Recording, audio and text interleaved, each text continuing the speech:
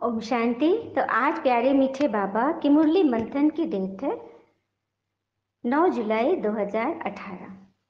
तो आज बाबा की याद का बाबा को कैसे हम अनुभव करेंगे ना, उस पर एक बहुत मीठा प्यारा गीत है। कर लो अनुभव प्रभु प्यार का, बाहों में वो बुला रहा, वो करुणा कर दया का सागर, स्नेह में सबको समा रहा। आ,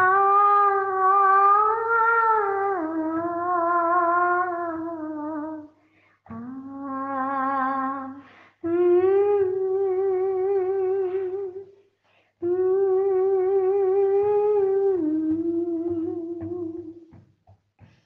कर लो अनुभव प्रभु प्यार का,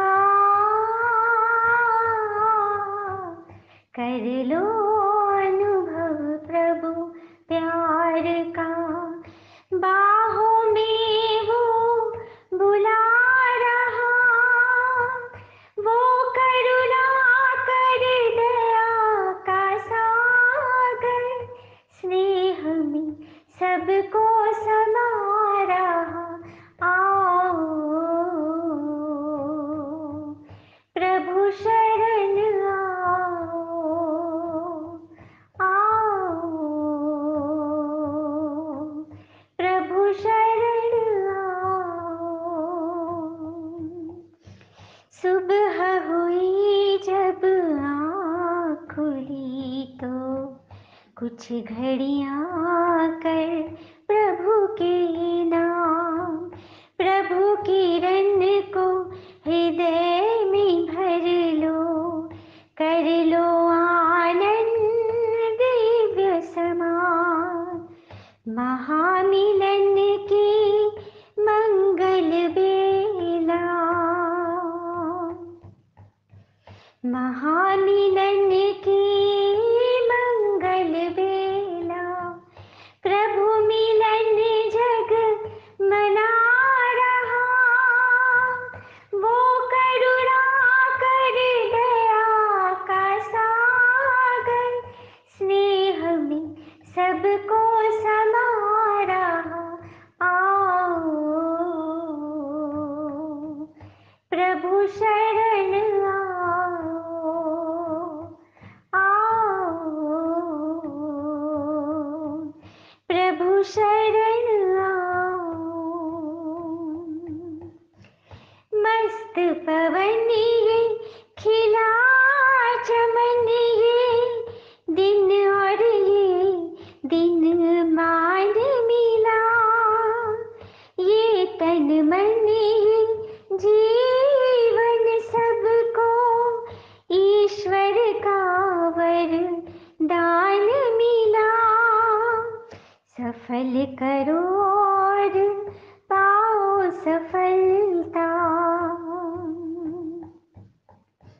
सफल करो और पाओ सफलता, मुरली मधुर वो सुना रहा, वो करुणा कर दया का सागर, स्नेह में सबको समा रहा। आओ प्रभु शरण आओ, आओ प्रभु शरण आओ। ओम शांति। तो मीठे बाबा अपने मीठे बच्चे से कहते हैं कि तुम इस रूहानी यूनिवर्सिटी में आए हो बुद्धू से बुद्धिमान बनने, और बुद्धिमान बनना अर्थात पवित्र बनने और बनाने, जो तुम अभी इस रूहानी यूनिवर्सिटी में मुझसे पढ़ते हो। और आज का प्रश्न है, बुद्धिमान बच्चों की मुख्य निशानी क्या होगी? तो उत्तर वह बताते, बुद्धिमान बच्चे ज्ञान में सदा रमन करते रहेंगे, उन्हें मौलाई मस्ती चढ़ी होगी, उनकी बुद्धि में सारे सृष्टि चक्र की नॉलेज होगी। उन्हें नशा रहता है कि हमारा बाबा हमारे लिए परम धाम से आया हुआ है और हम उनके साथ परम धाम में रहते थे। हमारा बाबा ज्ञान का सागर है, हम अभी मास्टर ज्ञान सागर बने हैं। हमें वह मुक्ति, जीवन मुक्ति का वर्षा देने आया है। तो देखा बाबा ने क्या निशानी बताई कि जो भगवान की नज़र में बुद्धिमान है, उनके मन में सदा ये ज्ञान का चिंतन मनन चलेगा, जिससे वो अपने जीवन में उतारेंगे और सबका कल्याण करेंगे। और आज का गीत है, मुरली का गीत है, कौन आया मेरे मन के द्वारे। तो कौन आ गया हमारे मन को, सूखे मन पर किसकी प्रेम स्नेह की बारिश हुई, बूंदे पड़ी है, तो भगवान आ चुके ना। ओम शांति। तो तुम आत्माएं जानते हो, हमारा परम पिता परमात्मा हमको सम्मुख पढ़ा रहे हैं, वह राजयोग सिखला रहे। तो जैसे कि यह ईश्वरीय यूनिवर्सिटी ठहरी, जहाँ तुम्हें स्वयं भगवान बैठ बुद्धिमान बनाते, क्योंकि मनुष्य बुद्धिमान का ही तो मान करते हैं ना। जैसे कि देवी देवताएं व सन्यासी आदि का कितना मान होता है, क्योंकि वे पवित्र थे ना और बुद्धिमान भी ठहरे। लेकिन पहले तो हम सन्यासियों आदि को देखकर, उनके लिबास देखकर ही झट अपने घर आने का ऑफर कर, मतलब मनुष्य आदि उन्हें, उनके साथ आके माथा झुकाते थे, उन्हें अपने घर बुलाने की ताक में रहते थे, उनका आशीर्वाद पाने की चाह में रहते थे। किंतु आजकल तो वे इतने टू मच हो गए हैं, वह कई तो बिल्कुल भ्रष्टाचारी हो गए हैं, जिससे उनको, उनका मान थोड़ा कमती हो गया है, तो ही वे संभाल कर कदम उठाते। वैसे पढ़े लिखे बुद्धिमान तो अनेकों होते, सन्यासियों से भी ज्यादा, किंतु वे पवित्र रहते ना। वह सन्यास किया है, सन्यासी आदि पवित्र रहते ना, इसीलिए उन्हें बुद्धिमान माना जाता है। उनकी मैंने उनकी इतनी मान क्या बोलते हैं, उनकी इतनी मान्यता है।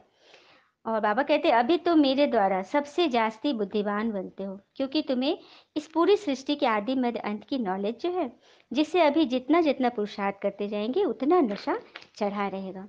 तो निरंतर यह याद रहना चाहिए कि हम आत्माओं के पिता आ गए हैं, जो कि हमें विश्व का मालिक बनाने हेतु यह ज्ञान मुरली की पढ़ाई पढ़ा रहे।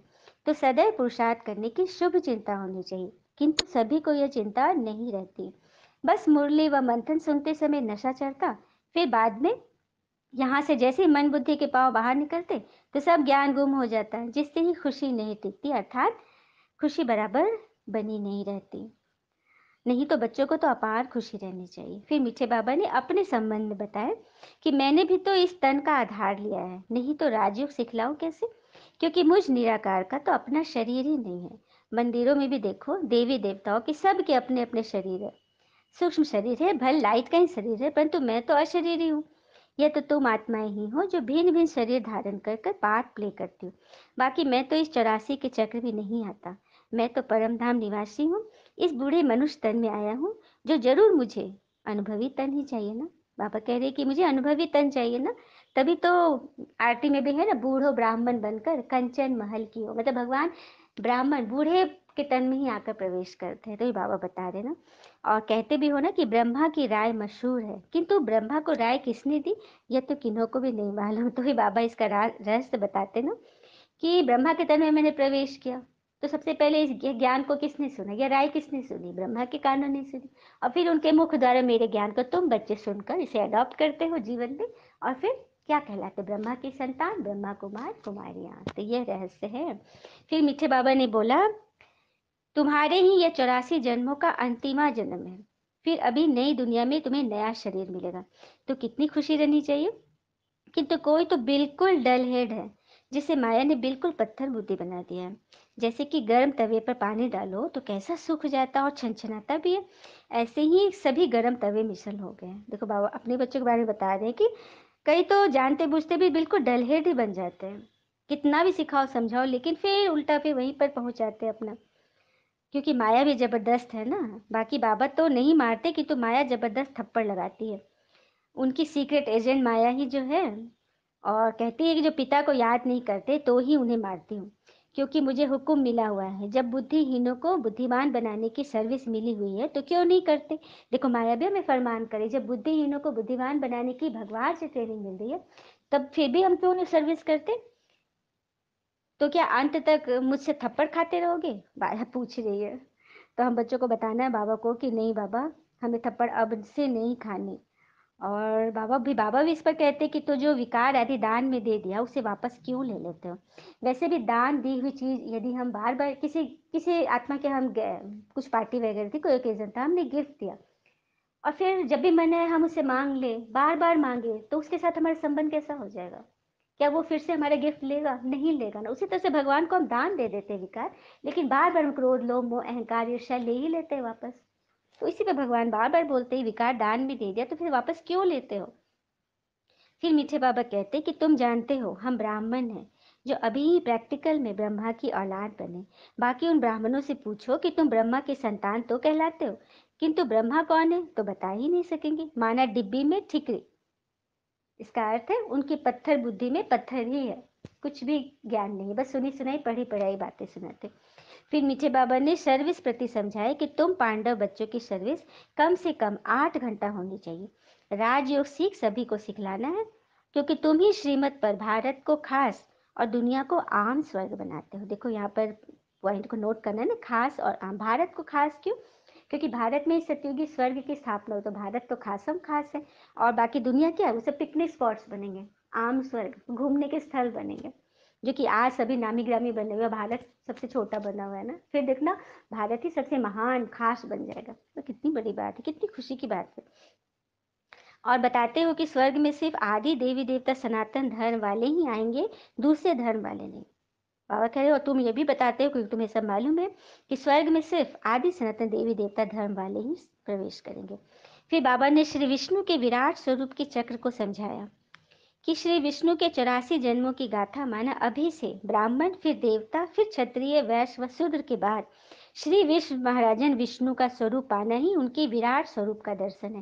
देखो शास्त्रों में विष्णु के विराट स्वरूप की महत्ता है ना, तो बाबा उसको बता रहे कि विष्णु का विराट स्वरूप कैसे बना। तो सबसे पहले अभी जब बाबा आते हैं संगम पर, भगवान आते, तो हम बच्चों को शूद्र से ब्राह्मण बनाते हैं, तो हमारा पहला स्वरूप ब्राह्मण है, और ब्राह्मण से फिर हम देवता बनेंगे, सतयुग त्रेता में हम देवता बनेंगे, देवता के बाद फिर वैश्य बनेंगे, त्रेता में वैश्य बनेंगे, और फिर अभी कलयुग में शूद्र। तो ये हमारा पूरा विराट स्वरूप का चक्र है, जो विष्णु के विराट स्वरूप के रूप में दर्शाया गया, जो बाबा ने आज इसको क्लियर किया ना। तो बाबा कहते हैं इनके चित्र भी बनाकर दिखाओ, तो ही मनुष्य को सहज समझ आ जाएगा। जैसे स्कूलों में भी छोटे बच्चों को पहले पहले चित्र दिखलाकर पढ़ाना पड़ता है ना, नहीं तो बच्चा क्या जाने कि हाथी क्या होता है। तो देखा कितनी अच्छी बाबा ने समझाया ना। अच्छा, मीठे बच्चों प्रति बाबा की नमस्ते, और हम बच्चों की भी प्यारे बाबा को नमस्ते नमस्ते नमस्ते। और बाबा हम बच्चे ही आपके सबसे बुद्धिमान बच्चा बनते और है बनाते, जिन्हें माया के थप्पड़ अब से और नहीं है खाने। देखो बच्चे बाबा से प्रतिज्ञा कर रहे हैं ना। और आज धारणा के बाबा जो होमवर्क बताते हैं, उसकी पहली पॉइंट है बुद्धि से सब कुछ सरेंडर कर ट्रस्टी हो रहना है, बहुत संभाल कर श्रीमत प्रमाण हर कार्य है करना। दूसरी पॉइंट है भगवान व वर्षे को याद कर अपार खुशी का अनुभव है करना, मौलाई मस्ती का मजा है लेना। मौलाई मस्ती किसे कहते हैं? निफिक्र। क्योंकि जब हम भगवान को सब कुछ सौंप दिए, सारी जिम्मेवारी उन्हें सौंप दिए, ये तन मन धन सब भगवान का, तो फिर हमें चिंता किस बात की? हम तो बस बेफिक्र अपने कर्म को अंजाम देते चले, ईश्वर को याद करें, अपने हिसाब चुकतू करें, और हर एक आत्मा को भगवान से मिलाए, भगवान का परिचय दे। तो यही हमारा धर्म व कर्म है। और आज का वरदान है योग ज्वाला द्वारा विश्व के किचड़े को भस्म करने वाले विश्व परिवर्तक भव। इसकी डिटेल में बाबा समझाते योग की ज्वाला अर्थात श्रेष्ठ संकल्पों की शक्ति व लगन की अग्नि द्वारा ही अपवित्रता रूपी किचड़े को भस्म कर सकते हो। जैसे देवियों के यादगार में दिखाते हैं ना, जो उनके ज्वाला रूप से आसुरी शक्ति नष्ट होती है, तो यह यादगार अभी का ही है। देखो बाबा बता रहे हैं, क्योंकि देवियों के मंदिर में ज्वाला रूप से अग्नि जलती रहती है ना, बहुत जगह ज्वाला देवी के मंदिर के बारे में सुना हुआ है कि वो अग्नि अभी तक जल रही है।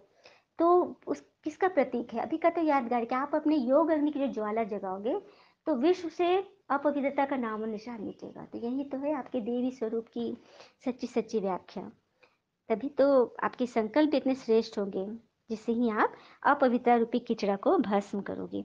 और फिर बाबा बता रहे पहले पहले ज्वाला स्वरूप बन अपने आसुरी संस्कार स्वभाव सब कुछ भस्म करने हैं। तो सबसे पहले ज्वाला स्वरूप द्वारा हमें हमारे अंदर के जो आसुरी संस्कार है उसे भस्म करने, संपूर्ण पावन बनना है। तब योग और पवित्रता की ज्वाला से विश्व के किचड़े को भस्म कर विश्व परिवर्तक बनेंगे, क्योंकि कहते हैं ना स्व परिवर्तक सो विश्व परिवर्तक। और आपका स्लोगन है आज्ञाकारी वह है जो मन मत परमत से मुक्त रह सदा श्रीमत पर चलता रहे। क्या करे भगवान ने सच्चे आज्ञाकारी का की व्याख्या करी कि जो इस श्रीमत में, ज्ञान मूल्य की श्रीमत में अपना मन मत नहीं लगाएंगे, अपने मन द्वारा नहीं करेंगे, जो श्रीमत में लिखा है उसी को फॉलो करेंगे और पर मत भी नहीं, दूसरे की बात में नहीं सुनेंगे, भगवान की बात सुनेंगे। क्योंकि आज तक तो हम दूसरे की बात सुनते हैं, अपनी बात सुनते हैं, करते हैं, तो क्या हुआ, सब कुछ गंवा दिया ना, दुख तनाव चिंता में ही तो आए और खुद भी रहे और अन्य आत्मा को भी किया। तो बाबा कह रहे हैं अब श्रीमत पर सदा चलते रहना है। एक एक्सपेरिमेंट करके तो देखें, श्रीमत पर चलकर क्या हमारे जीवन में किस तरह से परिवर्तन आ रहे हैं, क्या खुशियाँ पहले से अधिक बढ़ रही है, इसकी चेकिंग तो हम खुद ही कर सकते हैं ना। अच्छा, ओम शांति, शुक्रिया मीठे बाबा, वो बाबा के प्यारे बच्चे। Thank you Baba.